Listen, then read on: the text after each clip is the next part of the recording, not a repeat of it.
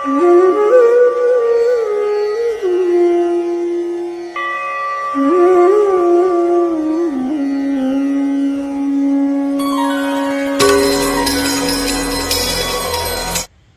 प्रिय आत्मीय बंधुओं, संसार में आदमी कितना परेशान है, दुखी है। अपने अपने दायित्वों, अपने कर्तव्यों, अपनी मर्यादाओं, अपनी जिम्मेदारियों को उठाए फिर रहा है। उन जिम्मेदारियों के बोझ में इतना दबा हुआ है, उसे सांस लेने की फुर्सत नहीं। जरा विचार कीजिए, एक आदमी सुबह निकलता है और फिर शाम को आता है। सुबह निकलता है और शाम को आता है। ये पूरे दिन में जो काम करता है, उस कार्य का प्रतिफल उसे क्या मिलता है? उपेक्षा। चाहे वह ऑफिस में है तो ऑफिस में, परिवार में है तो परिवार में, घर परिवार में माता है, पिता है, भाई है, बंधु है, दोस्त है, मित्र हैं, सगे संबंधी, उनके लिए जीता है। इसी का नाम जिंदगी है। कुछ लोग जिम्मेदारियों को, अपने कर्तव्यों को बीच में ला करके सोचते हैं कि यही हमारे जीवन का सबसे बड़ा कर्तव्य है। कर्तव्य को धर्म माने हैं। बॉस, धर्म बहुत बारीक और बहुत सूक्ष्म विषय है। इस दुनिया में सब कुछ त्याग करके ही धर्म की आधारशिला रखी जाती है। दो रास्ते पर कदम रख करके किसी मंजिल पर नहीं पहुंचा जा सकता। जीवन बहुत कठिन है और ये धर्म का मार्ग भी बड़ा ही सकरा और संकीर्ण है, तलवार की धार के समान है। जब इंसान को देखा जाता है, सच्ची हकीकत को देखता है, जो भी कोई व्यक्ति आत्मनिरीक्षण करता है तो पाता है जीवन के अंतिम क्षणों में कि मैंने कुछ नहीं किया है। उम्रें दराज मांग कर लाए थे 4 दिन, 2 आरज़ू में कट गए 2 इंतजार में। इस 4 दिन का ही जीवन था, 2 आरज़ू में कट गए, 2 उम्मीदों में कट गए। पूरी जिंदगी की लीला खत्म हो गई। कब पैदा हुए उसे पता नहीं, कब जवान हुए पता नहीं, कब बूढ़े हो गए पता नहीं, कब सांसें रुक गई पता नहीं। चलती इन दोनों सांसों के बीच में जीवन की लड़ियां चलती रहती हैं और हमें यह एहसास दिलाती हैं कि तुम्हारी आयु प्रतिदिन क्षीण हो रहा है। परंतु यह बेगाफिल इंसान ढलती उम्र को बढ़ता हुआ जानने लगता है कि मेरी उम्र बढ़ रही है।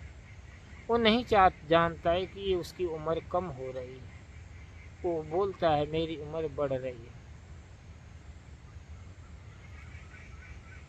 जिंदगी में बेहोश गाफिली में जीवन जीने वाला व्यक्ति मरने के समय में, मृत्यु के समय में पछताता है। इसलिए संसार में अगर कुछ करना है तो अच्छे कर्म करो, और अच्छे से अच्छे कर्मों में ये है, तुम कहीं मंदिर में, मस्जिद में, गुरुद्वारे में जाओ या मत जाओ, लेकिन तुम अपने दिल रूपी दरगाह में जरूर जाओ।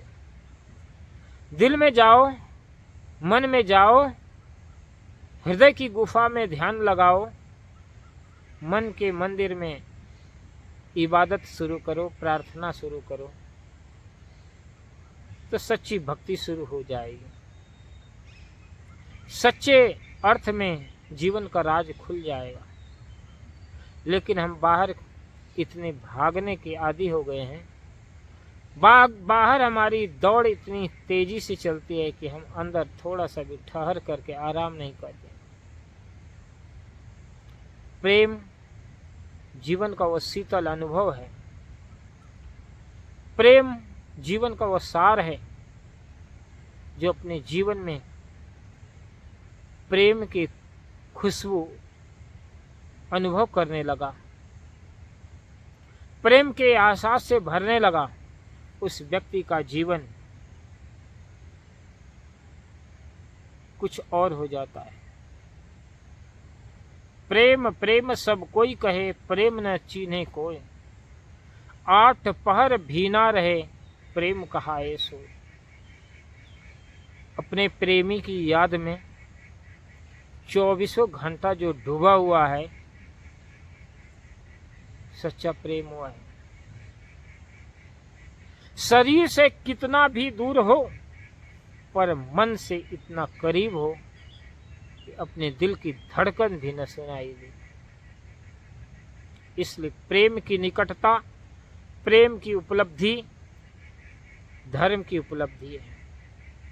प्रेम के ध्वनि को सुनने के लिए कानों की जरूरत नहीं, दिल के धड़कनों की जरूरत है।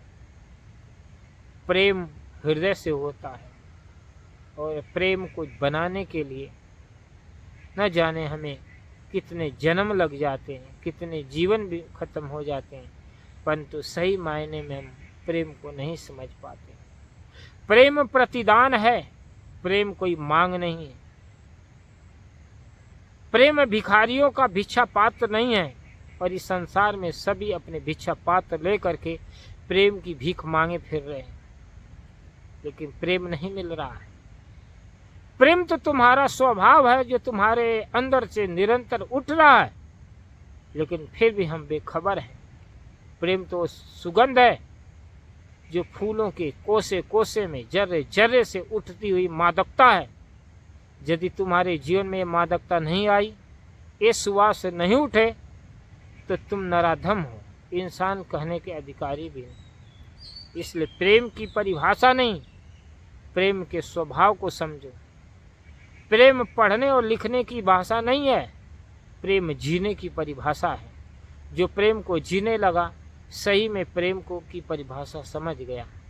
तो प्रेम को निस्वार्थ भाव से, धर्म की दहलीज से सीखे, हृदय की पुकार से सीखे, अपने अंतर्नाद से सुने।